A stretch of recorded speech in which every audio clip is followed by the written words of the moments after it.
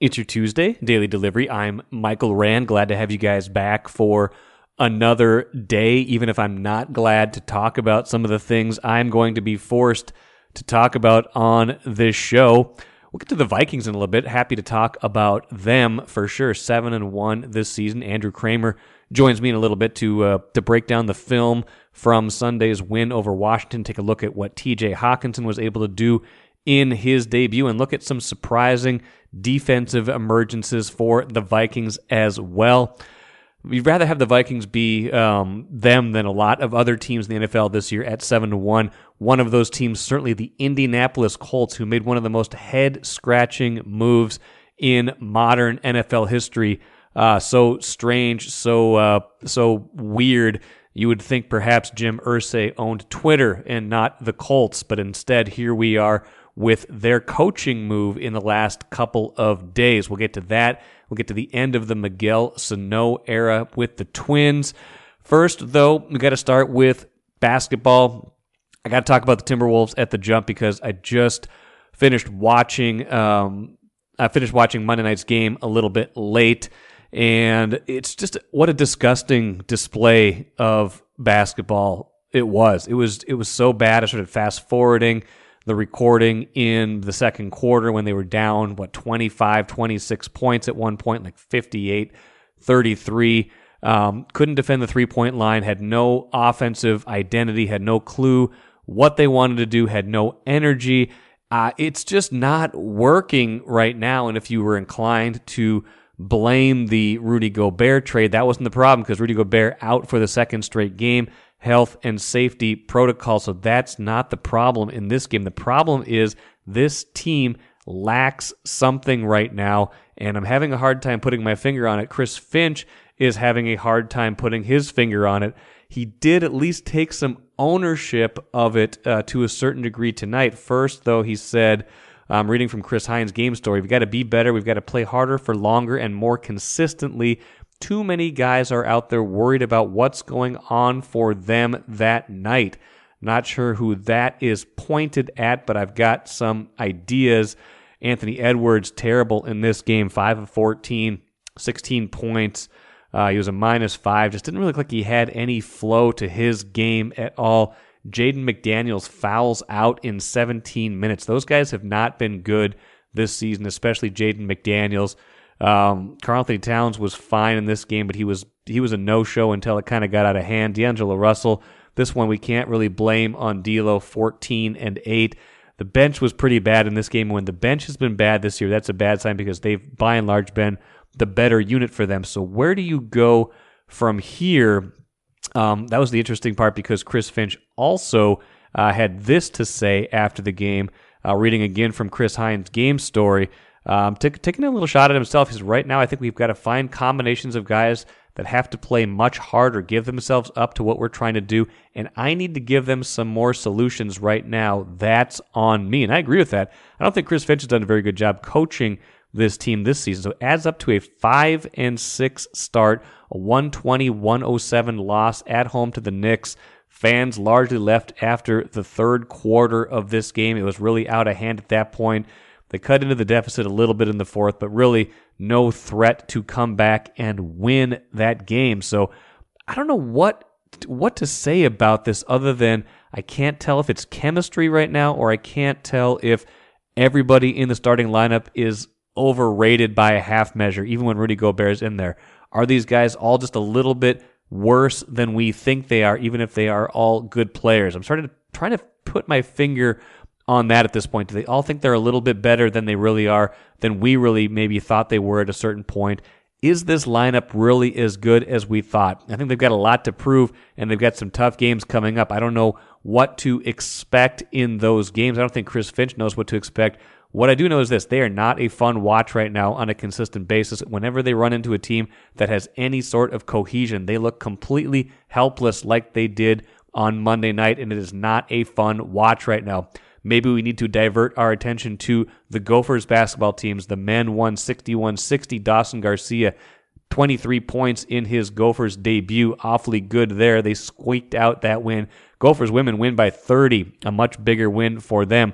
maybe that is where we need to put our basketball attention, at least for the time being, at least until the Timberwolves show some semblance of cohesion on this young season. Until then, I don't know what to do. I don't think they're worth watching right now until they figure something out more, because that game Monday night was about as painful as it gets. Take a playcation to Mystic Lake. With 24/7 gaming, the good times never have to end. And you can satisfy your cravings at our restaurants and bars. Or relax in one of our luxurious hotel rooms. Those that play together, stay together. And don't forget to join Club M so you can spark new memories and bask in the rewards along the way.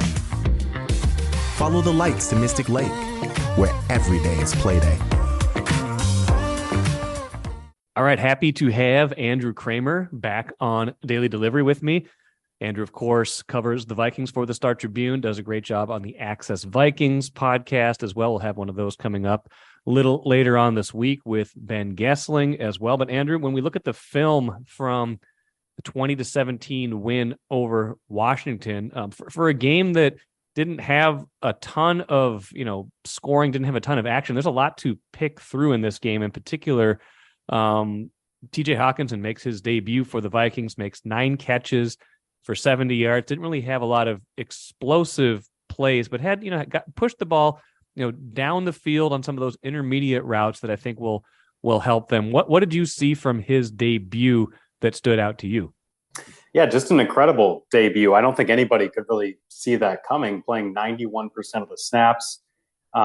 He missed just 6 plays in the entire game, 3 of them on the opening drive when clearly the coaching staff was trying to just ease him in there. And then they said, oh, clearly you're comfortable enough. Let's just keep riding you.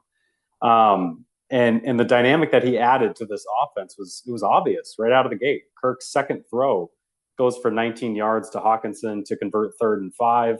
It's a cover 2. The Commanders are playing really soft and having the first level of the defense right along the first down marker, and then 2 safeties way deep. And they're doing that over a bunch set of that I imagine the Vikings are going to use a lot, where it's Hockenson on the front of the bunch with Jefferson on one side, Thielen on the other. All 3 of those guys on the same side of the field, the coverage is going to be pretty deep over the top of them. Hockenson runs just a quick dig, ends up catching it. Easy pitch and catch to a 6'5" guy for Kirk Cousins. You can't really overthrow him too easily.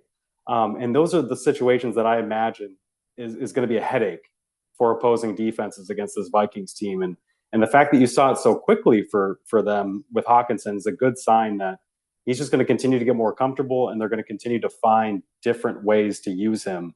And they obviously had ways to use him right away in this one. Did they use him differently than they had been using Irv Smith Jr. before he got hurt, or did they use him similarly, but he's just a bigger target, maybe a better target? Yeah, I think a little bit of both. I think they did use him differently in terms of targeting him more downfield. He was more of the first or second option further downfield in ways that we just didn't see from Irv Smith when he was healthy, or Johnny Munn. He is going to add that kind of seam stretching threat, the one that can kind of pick apart these cover 2s and zones.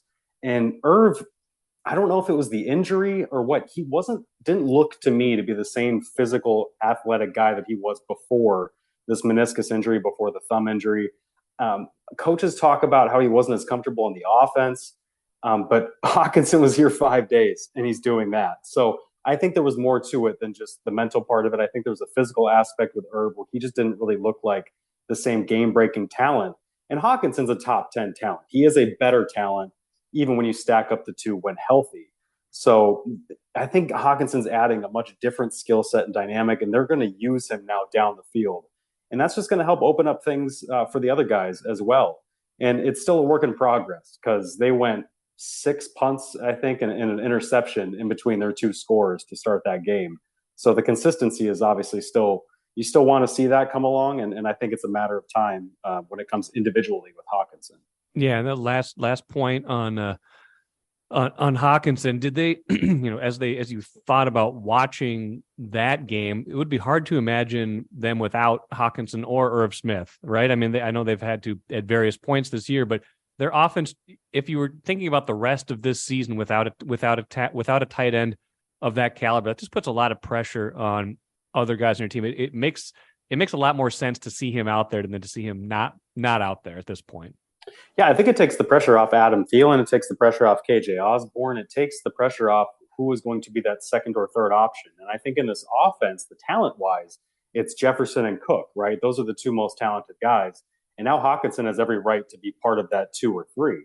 And so that, with Thielen at his age, with Osborne being very much just a complimentary slot receiver, you needed that game-breaking talent. And we saw it, too, in the contested catch situations where you could just throw it up to Hockenson, and he's going to come down with it. Justin Jefferson was too inconsistent in those moments on Sunday. Adam Thielen, at his age, has not been the same player in those situations. And so if you got another guy that Kirk can just trust to put it up there and not just have to focus, like laser focus on Justin the way that they have in the past. Justin said yesterday, we're going to be dangerous with TJ Hockenson, and he knows why. Yeah, that's a good point. You showed me some numbers before we started recording. Hockenson caught both of his contested catch opportunities on Sunday. Thielen was 0 for 2. He's 3 for 12 this season. And Jefferson, after a good start yesterday, missed a few as well. So you're right. The luxury of being able to throw to someone who's not necessarily open and expect that more often than not, or a lot of the times at least, they're going to come down with the ball and make a play. That's, maybe that's something they only really had with Jefferson at this point in his career. And now they have that with Hockenson as well. Yeah, and you see that across the league, whether it's your Mike Evans, your Travis Kelce's, your Mark Andrews, your bigger targets, the luxury of not having to be wide open or be schemed open in today's NFL. I mean, if you can just be a physically bigger freak than the other guys covering you, that goes a long way. It really goes a long way. And it's a special talent to have in today's NFL, and the Vikings obviously did not have that before TJ. No, speaking of an emerging talent in this game on the defensive side of the ball, Cam Dantzler goes out second quarter somewhere in there, and Akayleb Evans plays most of the rest of the game. I think he had 46 defensive snaps. If I looked it up before we started recording, I believe that's the right number. Made some plays in the run game. I think he had 2 tackles for a loss, had a pass defended. Seemed like he was in the frame a lot of times around the ball. 4th round rookie, so you're not expecting a lot out of him. I know he's a little bit on the older side for rookie. I think he's 23, but he surprised me with what he was able to do in this game, and they needed him. They really did. Yeah, he stepped into that second quarter and made an immediate impact on 4th down, especially. I think that was the most impressive play, right? It's 4th and short. You find yourself, because of how the Commanders line up, you are man-to-man against Terry McLaurin, their best wide receiver and one of the best in the NFL. He follows them on a drag route, and he is able to stick his long arm in there and knock the ball away. That's the confidence that you're not used to seeing from a 4th-round rookie. That's the confidence you need at corner. And it's the skills that you can develop and mold over time. And he's shown some really promising stuff, and just how headstrong he is in the running game too. You brought up the 2 tackles for losses. In this defense, they're going to play off a lot. Everybody knows that. Well, you need guys then who are unafraid to just crash 100 miles downhill, secure the perimeter on some of those runs, force the running backs back inside. And he's not just doing that. He's wrapping them up and taking them down. That's a really good skill to have right now in this offense. And Cam Dantzler can do that, but I think he's been banged up and hasn't been doing that as much. And you see Evans step in there and do that right away. And the age is a big thing too. I think people are going to question, why is Andrew Booth not in there? Yeah. Andrew Booth, the 2nd-round corner, he was one of the youngest, if not the youngest player in last year's NFL draft. He also missed a lot of time in training camp with injuries, has missed a lot of time in college with injuries. He also missed a stretch of the regular season with a quad injury. Coaches clearly don't trust that he's going to be consistent enough in those moments to go in there. That doesn't mean that he's not a guy long-term. It just means that you still very much got a project right there in Booth, and they feel that Evans can step up the way he did. And I think he proved them right. Evans did really well. Yeah, that's a good point. I mean, it does remind you, too, that, Lewis Seen obviously lost to injury for the season, and, he was the 1st-round pick, Booth a 2nd-round pick. If they were hoping to get a lot of help in the secondary out of some of those early draft picks, they haven't yet. So that makes it especially important with some perilous depth back there. I mean, Bynum had missed the whole week with undisclosed personal matter, right? And but he ends up playing, and then obviously Harrison Smith's been in there most of the time. They've had relatively good health, but now with Dantzler out, need some backup there. Yeah, Bynum I think only ended up missing a practice or 2. But yeah, that was the big question, right? What's going to happen when the inevitable injury occurs? And we were always wondering, well, Dantzler's already a kind of a middling starter, somebody who had questions about. And for him to go down, what would you do then? And if you need guys like Evans, and you look back at the past when Vikings defenses were great, under Mike Zimmer, you had your Anthony Harris's emerge, your Eric Wilson's emerge. You need people from those late rounds and undrafteds to develop into those kind of pipeline guys.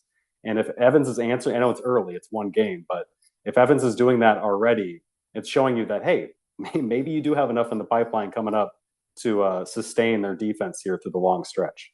Final thought as we think back on this game, on the lines, it was kind of a tale of two sides of the coin. The defensive line showed up well. Daniil Hunter gets into the party with a couple of sacks. The offensive line, though, against a very good Washington front, got a little bit pushed around. Kirk Cousins felt a lot of pressure in this game. He had to make a lot of, in his face throws, especially that one nice long one to Jefferson where he got the wind knocked out of him. What's better? I guess maybe that's the wrong way to put it. Like, are you more encouraged by the defensive line or discouraged by the offensive line coming out of this game? I think I'm more encouraged by the defensive line because I don't think coaches are sitting at TCO Performance Center thinking the sky is falling on the interior offensive line. Yes, it was really rough for Ed Ingram, but those two defensive tackles in Deron Payne and Jonathan Allen in Washington are probably the two best that they're going to face the entire regular season. I've at least rewatched every game they've played this year, and I haven't seen a duo that good. And it wasn't just Ingram. It was Bradbury. It was Cleveland. Whoever was trying to block them was having a hard time doing it. And you brought up the screen game earlier with Hockenson. There were a couple of those plays where it was those guys, the interior defensive linemen, who were just sniffing it out, throwing Ingram aside and tackling TJ Hockenson. You do not see interior defensive linemen chasing screens down very often, and those guys are doing it regularly. So I think that's part of the problem with why the offense short-circuited at times. It was a bad matchup for the Vikings. The Vikings' weakness is their interior line. They can be average at times. They can be above average at times. But when they go up against one of the best duos in the league, you have to apologize for that a little bit and assume that it's not going to be that bad moving forward because we have 7 games of evidence before to suggest, at least with Bradbury in Cleveland, it won't be that bad. You want to see some development from Ingram, but you can scheme ways around that when you're not facing those guys. Defensively, to do what they did without Dalvin Tomlinson, I thought was pretty impressive. To do that with James Lynch on the first play of the game, he's tossing an offensive lineman back and getting a run stop. You want to see that from a guy who's stepping in for a starter. And I think it might have been his first NFL start for James Lynch in that moment. And then Daniil Hunter, for him to come online the way he did and get consistent pressure. If him and Za'Darius can stay healthy, they get Dalvin Tomlinson back. Harrison Phillips has been playing well. This is a pretty good defensive line, and it seems like they're kind of hitting their stride right about now. We'll see how they fare next week at Buffalo. Should be a good matchup there. The Buffalo just lost, and it sounds like Josh Allen might have a little bit of an elbow problem, so we'll see how that factors into the game. Is it the horseshoe again if he's not 100%? Guess who their backup is? Case Keenum, baby. Yep. Throw it at Stephon Diggs, baby. A reversal of the Minneapolis Miracle. They can hope that that's not the case, but it should be a good game regardless. Entering an interesting part of their schedule with Dallas and New England after this, but 7-1, can't argue with that, and can't argue with Andrew's analysis. We'll do it again next week. Sounds good, Mike. Thanks. Postscript to my conversation with Andrew later in the day, Kevin O'Connell signaling that Cam Dantzler likely out for Sunday's game in Buffalo, so we'll probably see more of Evans if that's the case. Intriguing. We'll see if he can do it for a second straight game. sometimes someone comes in, they have a hot game, they play well. See if he can carry that confidence into the Buffalo game and play as well. I'm sure he'll get tested because that's what happens in the NFL. You got a rookie out there, he's going to get tested. Buffalo's got a lot of skilled playmakers, but like we talked about with Josh Allen, they're looking at maybe some UCL damage for Josh Allen. We'll see if he is able to play in that game as well. If not, could be old friend Case Keenum throwing the rock for the Bills. My least favorite team is my favorite team is the title of a book written by Keith Rashat, my very good friend, and also pretty much describes the 4-quarter journey The Vikings have been taking you on for much of this season, but in the end, they have been winning, and they did it again, Keith, against Washington on Sunday. I already talked to Andrew Krammer about some of the finer points of that game. TJ Hockenson, the emergence of some defensive players. What I want from you, sir, is some poetry, some haikus, 575 to describe the 7-1 team. Would you be willing to oblige me with some haikus today? I don't exactly know why you don't put the poetry before Andrew Krammer, but whatever. Just feels like it's better that way. I don't know why. Maybe some weeks it'll be you first, but it feels like if we, it's kind of like, but whatever. It kind of feels like dinner and then dessert, right? Like Andrew and I are going to take care of the meat and potatoes of the game. Then you and I are going to have some pie, some haikus. A clutch Kirk Cousins.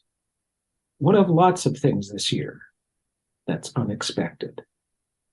Did you expect to see him wearing other people's chains on the flight home? He's been wearing teammates' chains. Did you see the picture of shirtless Kirk Cousins in his teammates' chains? I did see that. Is that a subject of a future haiku or not? I think. Well, I was thinking about that, but I think that we should all be thankful that that COVID is not transmitted by chains, right? Right. Any issues there. But it's been really sort of interesting to watch this transition. Yes. Right. Where all of a sudden he's winning and he's doing things that seem unexpected for Kirk Cousins and his personality type, as it were. Yeah. So, yeah. It's about, again, our theme has been thus far that here for a good time, not for a long time. And it seems like Kirk is buying into that philosophy as well, too. He's embracing it, and he's like, he got knocked around pretty good in that game where Washington's got a pretty good front four, and the interior of the offensive line did not hold up as well as it had in some of the previous games. So he took some shots, looked like he was under duress, especially for the middle part of that game, which has been, the trouble spot for the Vikings. Second quarter, third quarter has been the problem. And again, they trail 17-7 in the fourth quarter. And, underrated play that Andrew and I didn't talk about, nor did Patrick and I on Monday, but that play where could have been a pick six, but they call pass interference. And I think it was 17-7 at that point. They end up extending that drive, get points there, and end up winning that game. But he made a lot of big throws. The one to Jefferson that got him going in the fourth quarter, where he took a pretty big shot, getting that ball to Dalvin Cook and getting him down the field for the game-winning field goal. He's been clutch in the fourth quarter. I think this is his fourth quarter comeback of the season already.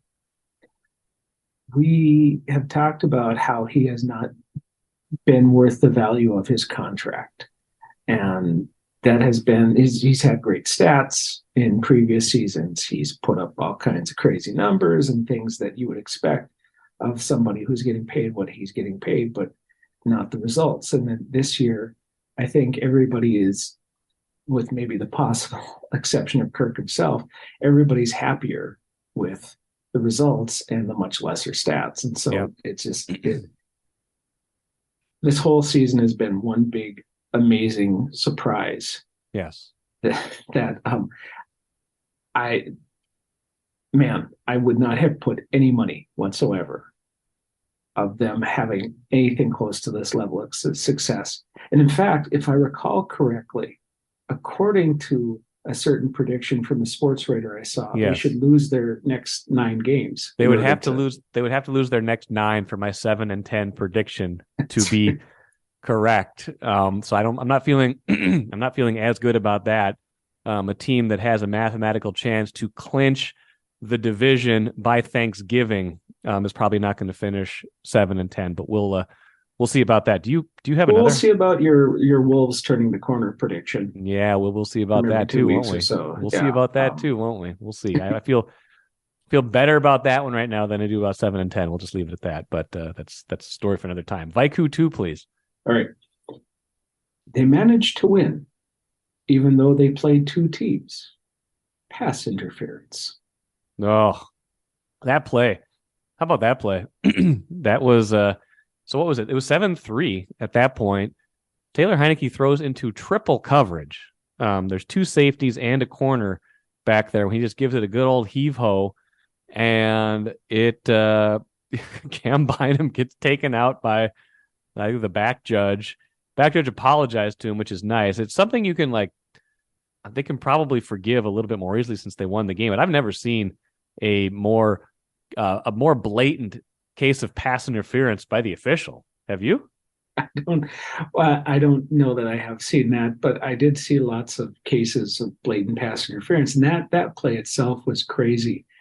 But there were at least two other times when Kirk threw the ball to, I believe, Justin Jefferson in the end zone, which Justin did not catch because somebody was crawling all over him, right? And so it seemed like the refs were either not calling pass interference or committing it themselves, right? And you talked about the one play where there was the pass interference where they brought the touchdown back. That was the one, these things happen, right? But it was one of those games where if they had lost, you can only imagine what the rhetoric about the refereeing would have been like.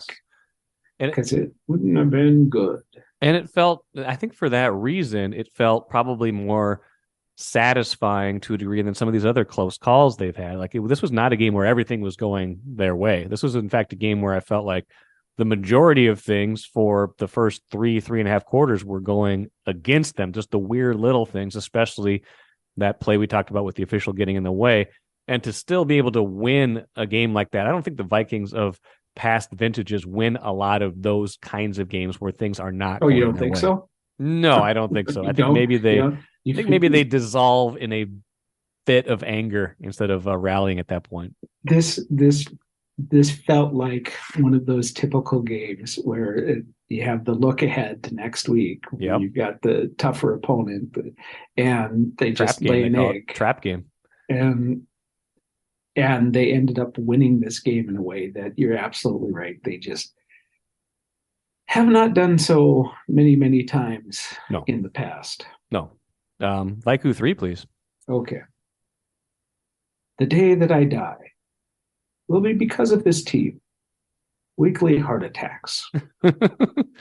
Hopefully not this specific team. Maybe the Vikings of a far distant vintage will finish you off and send you shuffling off this mortal coil. But I do believe that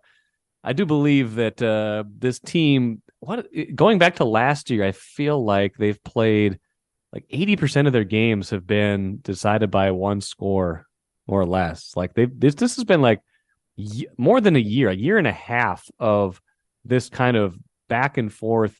You don't know who's going to win till the final 3 minutes or sometimes 3 seconds of the game. So they're not an easy watch. Obviously, the difference this year is that they're winning these games, which makes it more satisfying in the end. Revives you after the heart attack. But point taken. As we've established plenty of times, I watched the Supercut 45-minute version. I don't know how any human being watches this team over the course of 3 hours anymore. Right? I do it every week.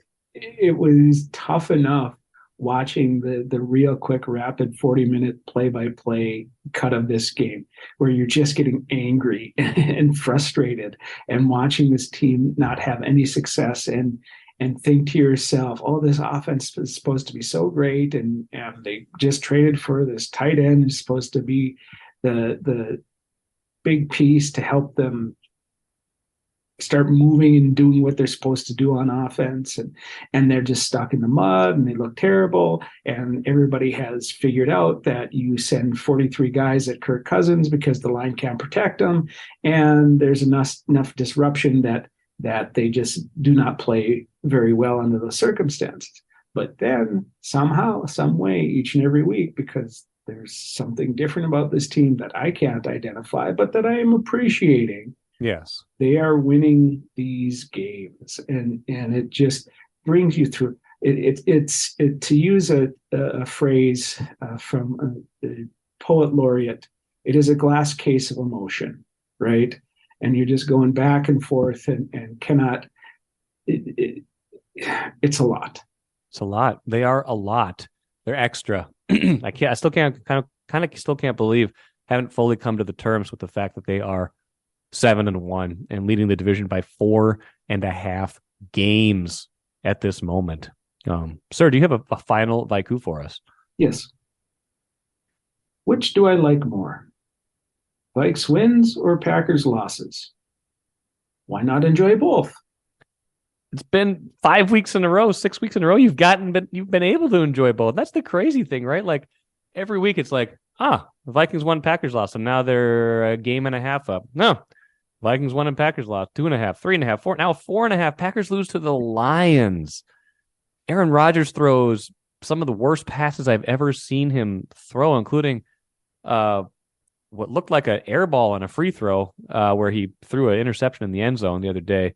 Trying to throw a pass to David Bakhtiari. You know the offense is not going well when you're intercepted in the end zone trying to throw a pass to your tackle-eligible best friend. So not going great for them. But I feel like you should enjoy both. You do you. You fully run the gamut, run the spectrum of emotions, enjoy it all.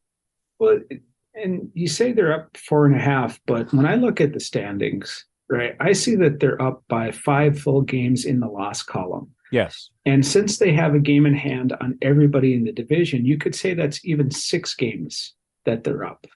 And so I like to take an even more positive approach to this and say they're basically 6 games up in the division. It's a new you. It's a new you. I know it's a little different, but they could lose. It would take them losing 6 games at this point in time to lose the division. And that would also require either the Bears or the Packers winning 6 games out of the last 9. 6 out of the last 9. 6 out of the last 9. I want you to hear me. 6 out of the last 9, right? For them to lose this particular division. So 4.5 doesn't fully encapsulate just how much they have this division in hand right now. And it's beautiful because the Packers keep losing, and Aaron Rodgers looks like a guy who is 4 months away from retirement and does not care. Right, that has had enough and just wants to get out of here. And in one respect, you almost kind of sort of feel bad for him because he has been very good, and this team, that team, I should say, has not done him any favors whatsoever. No, but he's such a goofball, and that team is so hateful that you really can't feel sorry for him. Looking forward to there's been the inevitable should they turn to Jordan Love stories already, which amuses me. But you know what? If you're a Vikings fan of any vintage, you don't feel secure until the season's over or until whatever moment it is that the Packers are eliminated. I don't care if they're 3-6. You are always wary of them no matter how bad they're playing because Aaron Rodgers has done it before. I don't think this is the team that's going to suddenly do that. I don't think they're very good. But you don't feel good until they're completely gone. Yeah, I see. I have decided to abandon that position. Wow. Look at you. This is a totally new you. I'm calling them dead in the water. Wow. And just an awful team. And I'm looking forward to dancing on their graves. I'm putting my shoes on right now, putting my dancing shoes on right now so I can dance on their grave because they are awful and they're not going to win anything. And I don't care if these words come back to bite me because nobody listens to this segment of the podcast anyway. Not true. So not true. We have fans. We have lots of fans. So I don't feel I'm going to suffer any consequences about it because, but they are just awful, and this division belongs to this team. Just as we all expected. And if the Vikings are here for a good time, but not a long time, the Colts are here for a weird time, it seems like. Firing Frank Reich is one thing. They were off to an underachieving start, but then going and hiring Jeff Saturday, Colts legend, but yes, somebody with no coaching experience beyond high school. Jim Irsay with a very, very peculiar move, raising a lot of questions, a lot of heads being scratched all around the NFL. Just watching that all unfold has been rather humorous. They gave a rather strange news conference on Monday as well. Irsay calling Saturday fully capable and fully experienced enough, saying, want to bet against this guy? Put your money down. I'd love to see it because I know what he's about. Problem is Colts don't even know who's going to be calling their plays on Sunday because they fired all of those assistants as well. So yeah, interesting to see how that all works out for them. A rather haphazard situation in Indianapolis, and like I said at the beginning, maybe makes you wonder if Jim Irsay is going to next go after buying Twitter. Let's finish with the cooler. Miguel Sano, the era is over. Not entirely unexpected at all, but he gets a buyout from the Twins. He had been with the organization for 13 years. Great expectations, some great moments, but overall just did not pan out here over the long haul. Just, has a lot of records that are maybe inglorious, including the second most strikeouts in Twins history. I think in Phil Miller's story saying he was the fastest to 1,000 strikeouts in Major League history. So it does feel like the end of an era, closing of a book of all the optimism you had with Miguel Sano and Byron Buxton in 2015 and all they represented. They still have not won even a single playoff game together, and that will be up to Byron Buxton to carry forth that legacy by himself without Miguel Sano. And again, foregone conclusion after the way 2022 went, but again, something that you just wouldn't have imagined seeing when this started in 2015. So Twins turning the page on that, and we'll see where they go with the rest of their roster. Should be more Twins talk later on this week on the podcast as well. That will do it for today. Hope you enjoyed today's show. Back at it again on Wednesday.